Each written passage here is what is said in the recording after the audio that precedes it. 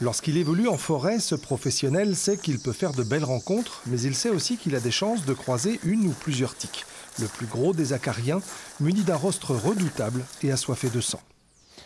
C'est une rencontre qu'il vaut mieux éviter. Après, à partir du moment où on se promène en forêt, on est quasiment sûr de récolter quelques tiques sur les vêtements. Le mieux, c'est d'avoir des vêtements longs, ce qui fait que les tiques restent sur les vêtements et non pas sur la peau.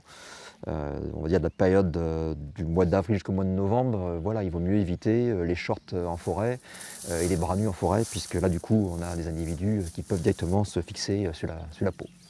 Quelques pas dans les herbes hautes ont suffi, 3 tiques sont déjà sur le pantalon, exemple avec une qui cherche le bon endroit.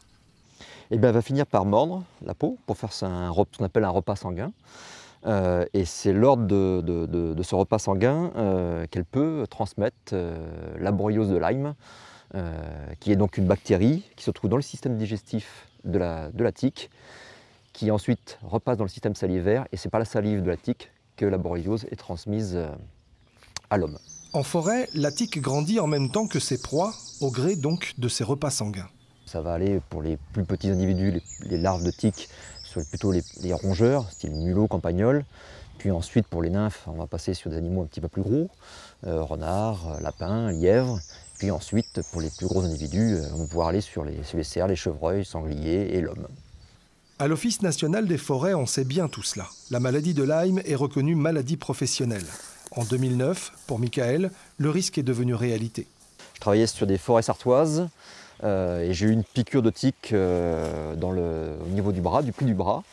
Et 3 semaines après, il y a eu les premiers symptômes, qu'on appelle un érythème migrant. Donc c'est une rougeur qui se développe depuis la piqûre, de façon circulaire, et avec une partie plus rouge sur la bordure qui laissait peu de doute, enfin qui laissait même aucun doute sur la maladie de Lyme.